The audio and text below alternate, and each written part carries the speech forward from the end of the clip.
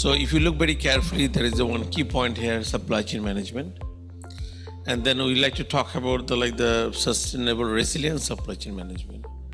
Finally, which is the environmental impact. And nowadays, whatever we do, one of the key issues is that environment friendly. So we could not ignore the ecosystem. We cannot ignore the environment. So one of the concepts is the green, which will add the value for the society for future sustainability. I like to start by the first one, that what is supply chain management. I believe some of them you are familiar, but I like to just take some few minutes on that. Basically, when you say the supply chain management, this is one chain that will start from the supplier end, finish to the customer end. And now, when you think about this chain, then there are the very basic some things like raw materials that will come from the supplier end, and after the processing, finished products will deliver to the customer end. And then when you think in the supply chain management, how will you manage this chain?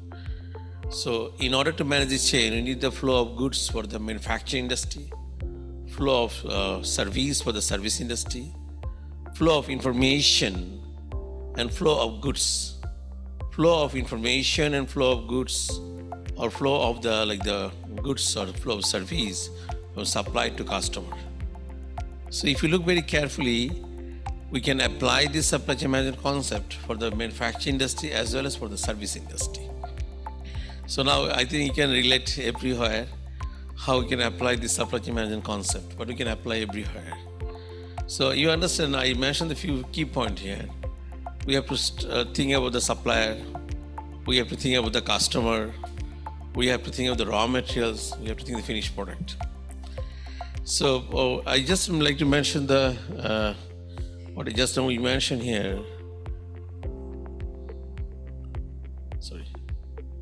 If you look very carefully, how we can apply this one, this application of the supply chain management in different industry. Say plastic industry supply chain management, vegetable industry, poultry industry, agriculture industry, food industry, fruits industry, the apparel industry, ready-made garments industry, pharmaceutical industry, everywhere. Similarly, we can also apply in the service industry like educational supply chain management. We can apply the hospital supply chain management, banking industry supply chain management. So it means that we can apply this concept any industry, but we have to understand what is our main value. I already mentioned the one thing, I think you noticed that there are three basic entities. Raw materials will come from supply end. After the processing, finished product delivered to the customer end. And then flow of goods, flow of information, and flow of fund from supplier to customer. So we have to follow these three basic entities. And now if you look very carefully, manufacturer, distributor, retailer would be available or not. It depends on the size of the business, production capacity. If you are doing the business, very new business, new pharmaceutical industry, then that means you understand production capacity, suppose of 500 medicine. Then you just think about this one, okay, just factory will be there, but no need distribution center, retailer, factory will work as a distributor, retailer as well. This is the production capacity, very small production capacity. But in the course of time, now your production capacity is suppose 5,000. Then you have to think, oh yes, we need another one, retailer, where the customer will come, they will collect the product, outlet. If you think that your production capacity is suppose 50,000, then you should start to think we need the one distribution center at least. So if you ask me, suppose that Walmart, Tesco, they have a lot of outlets. They have a lot of retailers. Even the distribution channel, at least a few distribution channel. State-wise, at least the one distribution center. And then now you can understand, it depends on the size of the business production capacity. So that means if it is a large scale, any kind of production capacity, your supply chain will be like the supplier, manufacturer, distributor, retailer, and customer. And now come to the next question, what is our ultimate outcome from this supply chain management? Basically, our ultimate outcome is that contribute to the customer, contribute to the consumer, I like to go to the next one, basic supply chain for the service industry. Then I'll do some comparative study. If you look very carefully again, raw materials come from supply end, after the processing finished product delivered to the customer end, and flow of service, flow of information, flow of fund. You remember earlier I already mentioned the example of the manufacturing industry. So you can apply the ready-made garments industry. You can apply this one in the pharmaceutical industry. Similarly, in the service industry, you can apply the educational supply chain. You can apply in the hospital supply chain. So just very basic things. If I ask you, in hospital, who are the raw materials? Patient themselves. And after the processing, service provider means hospital, we'll get the healthy patient or recovered patient is a finished product. So it means that you can apply, but you have to understand the concept. Now come to the next question, what is the difference between the manufacturing industry and service industry supply chain management? The main difference is that, if you ask the owner of the hospital that what is the ultimate target, they will say that they would like to add the value to the society. They like to provide a better service to the society. If you ask the question of the university owner, say Srinavatri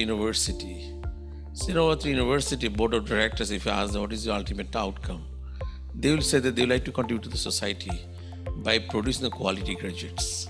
So their concept is that contribute to the society. But in the manufacturing industry, if you ask the same question, what is the ultimate target?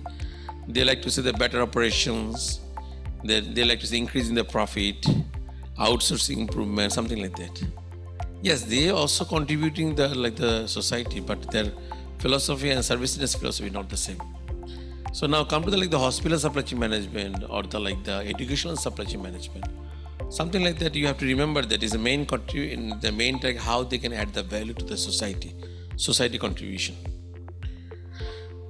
If you look very carefully, it's a definition. I don't want to talk about the definition too much about this one because I believe that already after taking the heavy lunch, you are already sleepy. So if I start the deliver the lecture, I can deliver the lecture, but you will be sleepy. So, and you know that after the keynote address, we have another session workshop, which is very important for you. I believe that most of them you're waiting for this one. So I would like to make them short this one, so that you can spend more time in the publication. And maybe you have a lot of questions for the keynote address as well as for the publication. So what I said that when you talk about this chain, that you start from supply and finish to the customer end, and how will you manage this chain in supply chain management?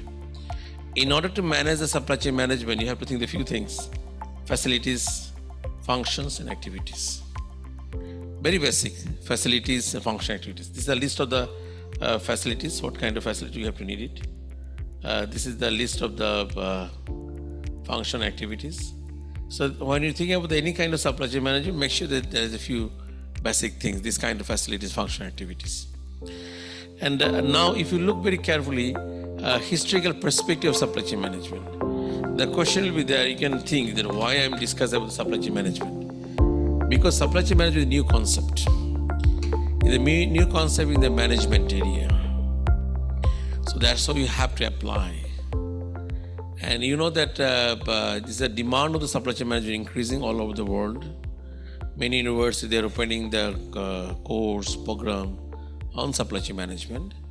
Interesting thing is that if you look very carefully, historical perspective of supply chain management, you can see supply chain management started the journey in the 1950s by the name of the logistic management. So logistic management concept is the previous form of supply chain management.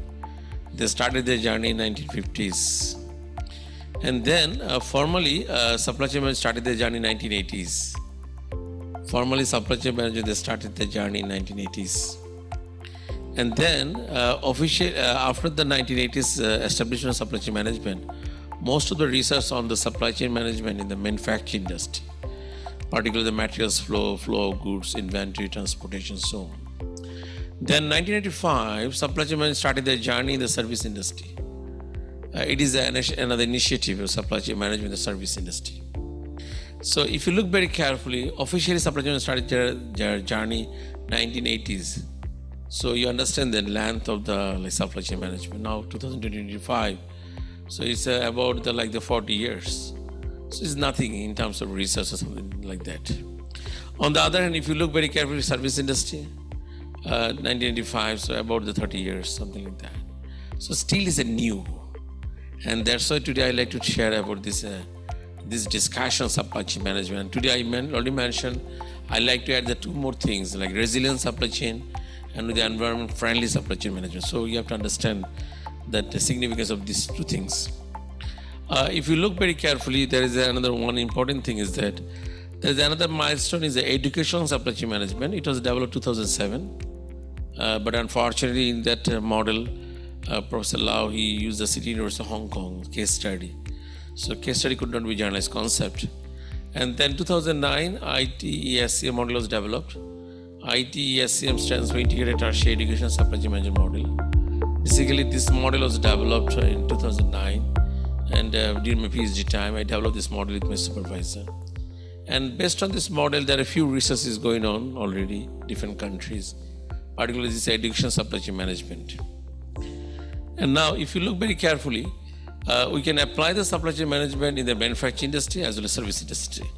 Some of the example, supply chain management in the RMG sector, fishing industry, textile industry, CRMG, fishing industry, textile industry, the supply chain management, manufacturing industry, performance. And you can see this on this is the service and supply chain management, tourism supply chain management. Is very popular in the particularly Indonesia, the tourism supply chain management. And I noticed that how they're managing this whole tourism industry based on this one. And then this is the education supply chain management. Basically in education supply chain management, if you look very carefully, our two inputs, one is the raw materials, the two raw materials, one is the internal and external projects, another students. So that will be processed in the university. And from there we have to get that graduates and its outcomes. And that will contribute to the society. So now you can ask me, what is our job in the educational institutions? To produce the graduates and its outcomes? No. Our main job to ensure that quality graduates. Our main target is that quality is outcomes. Do you understand today one of the plenary speaker in the morning, he is talking about the human resource development. So basically this is our main job.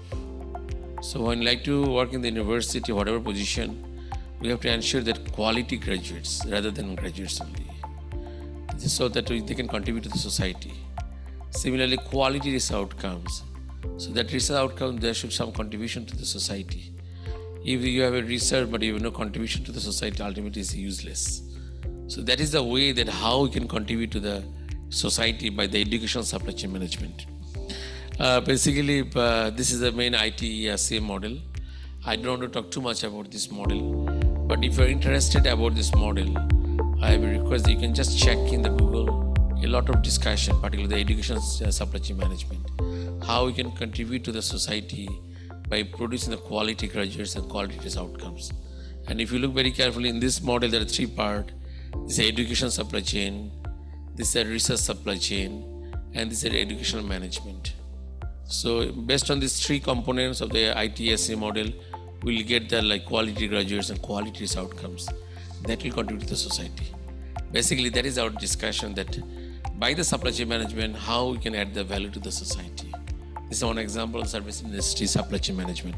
You can see this kind of example in the other service industry as well. If you're interested more, you can search more ITSC model, a lot of research already or publication already there. Now, so we have some understanding of supply chain management, which is our first part for supply chain management. Now, our two more things we like to add. One is that resilient, sustainable supply chain management. And then another one is that environment friendly. So when you talk about the environment friendly, you just keep in mind, you're first thinking the plastic industry. It is not the good for the environment, right? And today we are very happy. We have to give a special thanks to our organizer TIIKM because there is no plastic bottle here. So you know that you have to ensure that we are working for the environment, right?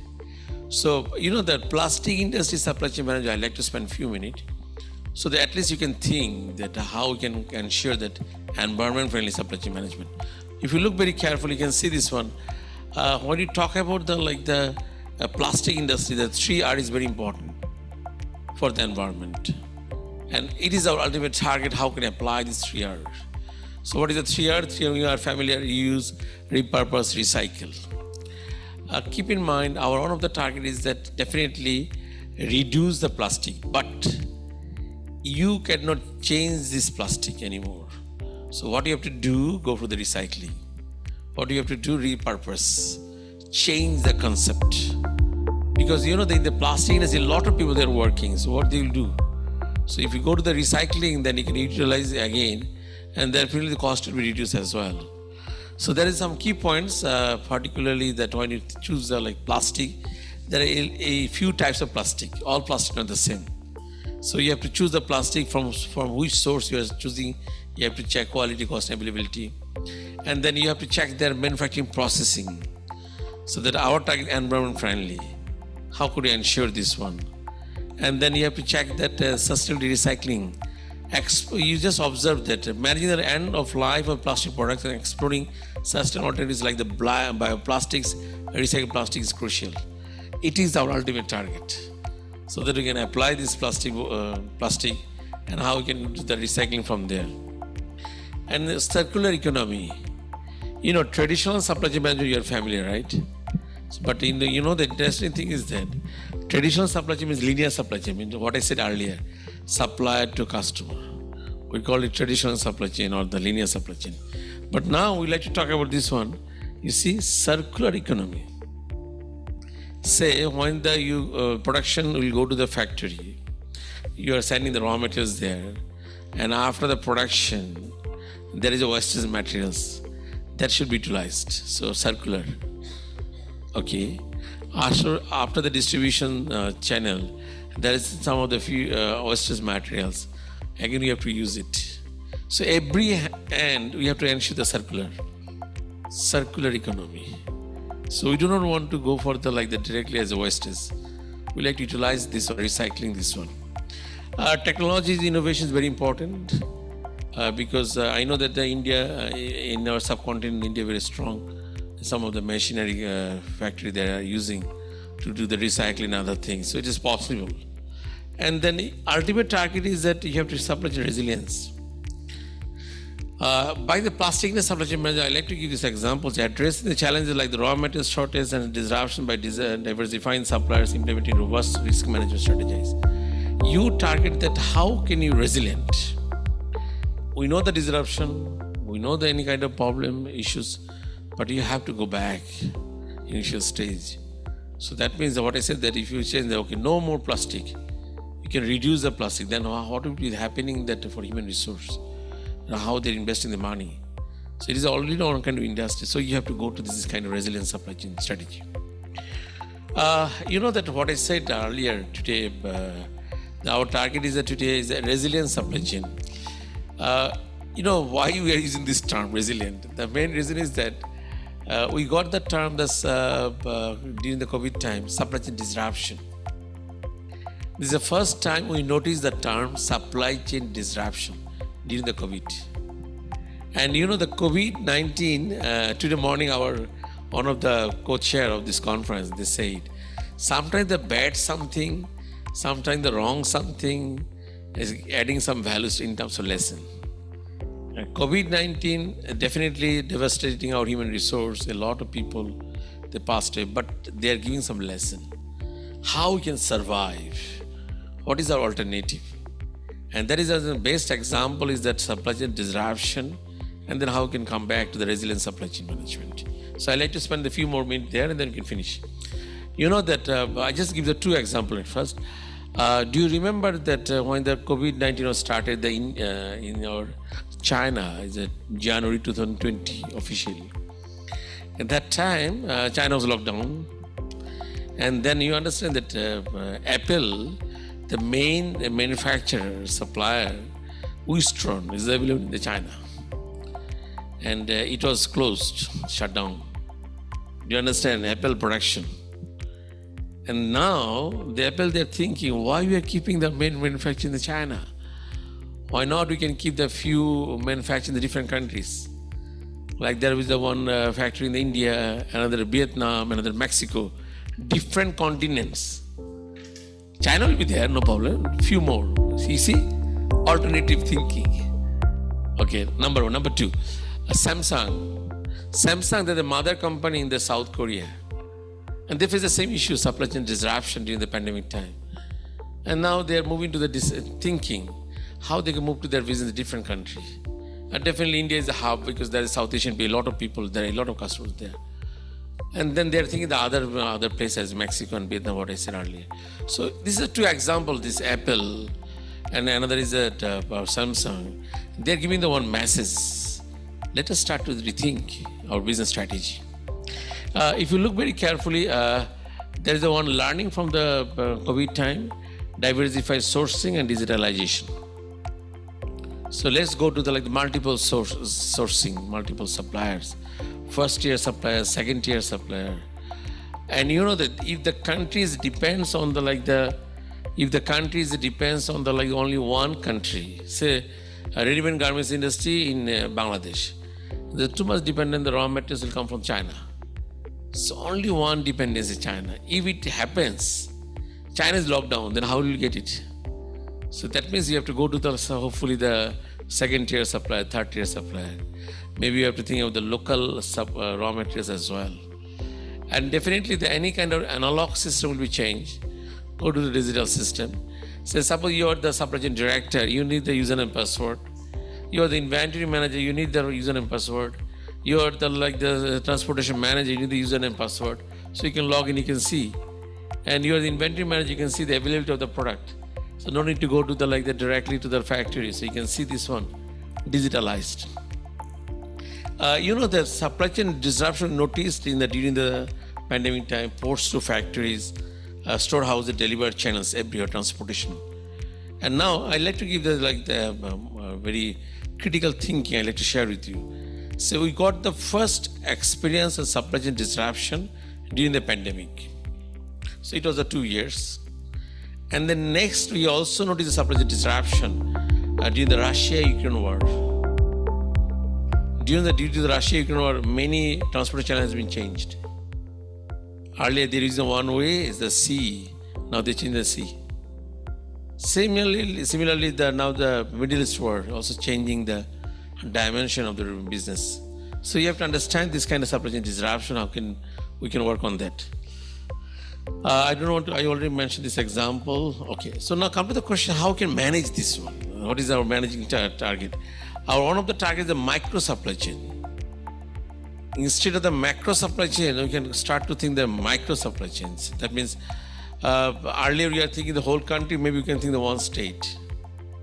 It happens in Malaysia.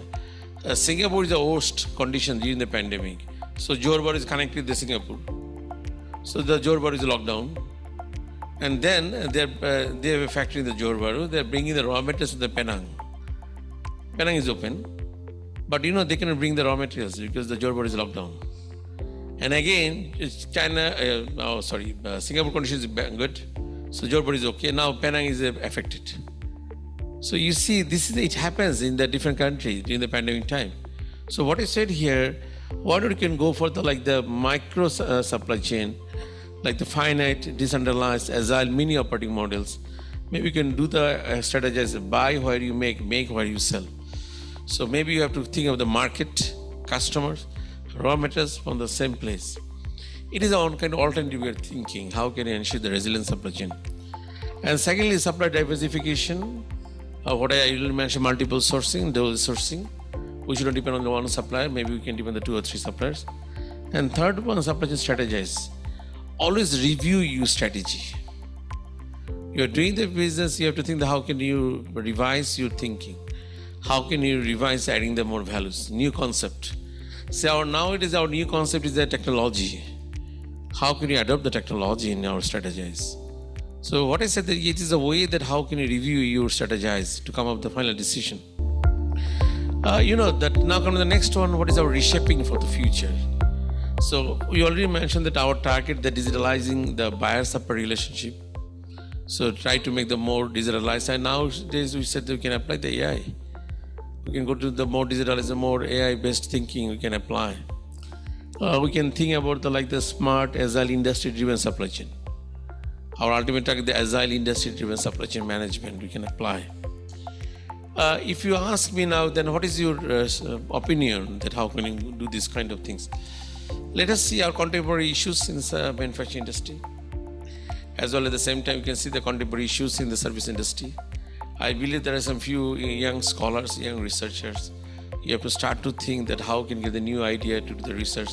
What I discussed today, supply chain management, how can I apply the different industry, and how about I discuss about the like the supply chain disruption. So maybe you have to start to think a few new ideas from there. Some of the issues you can think in the manufacturing industry. This is the contemporary issues in the service industry. You can think also there's some more research on this one. Today, this conference, there are two modes, physical and online. Do you think that 10 years before you have this kind of mentality? Just think. Now it's possible, right? We don't want to go to the online, we like physical. It's a different interaction, but no option. We have to accept. In our country, Bangladesh, we are organizing the international conference in November. So I declared officially there is no online presentation, physical. And we got the 300 submission. You can think the large scale. Because we know that the physical is a different impact. But you need that kind of leadership that whether you can control or not, but it's very difficult. And we are getting a lot of our requests, online presentation. We decline, sorry. The issue is that, okay, we have to go to that level. We have a plan, the next conference, maybe we can go for the dual mode, but not this conference, because we need some publicity or some other issues as well. So that is the way that we have to think. Academia has been changed. 15 years before academia, 20 years before academia, now it is not the same. So let us start to think how can you adopt this kind of blended mode education system. Hospital. Can you imagine that hospital, you don't want to go to the hospital, you stay at your home and then online discussion. We couldn't think like 30 years before, 20 years before. But nowadays we have to accept. We don't like, but we have to accept. Something like that, we have to go to this kind of process. And now you know that when you talk about the reshaping the future, technology advancement you cannot ignore. A few minutes before there was one presentation that AI-driven the formative assessment. This kind of formative, whatever says the assessment policy, 30 years before education system, now it is not the same. So we have to accept the AI. But problem is that I'm a little confused. What is the destination? So I feel free to share with you because it is very difficult sometimes. I just share with you.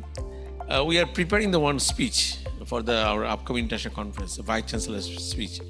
So he will deliver the lecture, the 2 minutes, and then we'll use the AI. So another 2 minutes lecture, the AI.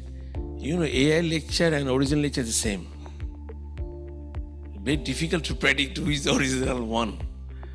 So now you understand what is coming up. I always blame our Tesla. We are always blaming them. Elon Musk, what he's doing. Even we don't know what is the future for our next generation. But we have to think how we can adopt this kind of technology. If we apply the technology in our whole supply chain management, it is a good for our whole industry. I just give a few examples before finishing this part. You see, transportation. You are sending the product from the one place to another place, right? By the truck. Nowadays you can track, right? You can use the device, IoT device, suppose vehicle tracking system, GPS system, something like that, right? We can apply this one. You are in Thailand, they could understand your English, no problem, Google Translator. You see, you couldn't understand anything, we have the Alex, right? You have the Siri, we have to accept. So that is the way that how can I apply the technological advancement in our whole supply chain management. So in supply chain management, we can think about the artificial intelligence application. We can apply the machine learning, automation, robots. If you go to the Tesco, Walmart, they are using this kind of automation too much during the pandemic time. Still they are using. So it is not the replacement of the human, but at least we can get some idea how can we do this one. If we apply the technology in our whole supply chain management, then you have to think about the improved supply chain communication, flow of information. Do you remember that? You can improve. Secondly, greater efficient supply chain process. Tracking is very easy nowadays. Tracking and tracing, which we want. And finally, that more transparent supply chain. And ultimately is our target, visibility. Transparency, supply chain management. You know that you are the customer, but you like to know that from where you are getting the raw materials. Before finishing, I just mentioned the one example.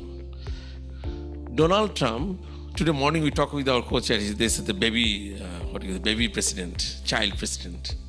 So Donald Trump, when he took the position at first, that the inauguration day, he used the cap and the t-shirt. It was produced in the Vietnam and Bangladesh. When it's the first inauguration session. But unfortunately, Bangladeshi people, government, they don't know. They're producing this one for the US President inaugural session. What happened? Suppose Republican Party, they're giving this order to the middleman, that is at Hong Kong based. And then they're placing this order to the Vietnam and Bangladesh. They're cheap in terms of the cost.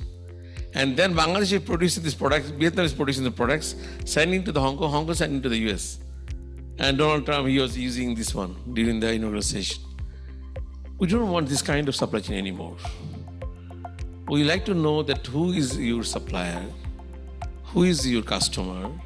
So that's why we called it that transparent supply chain management. And we have to need the social responsible supply chain management. At least we have to know what is our contribution to the society by the supply chain management. That's why we need the technological advancement. All information will be visible so that we can track that one. Okay?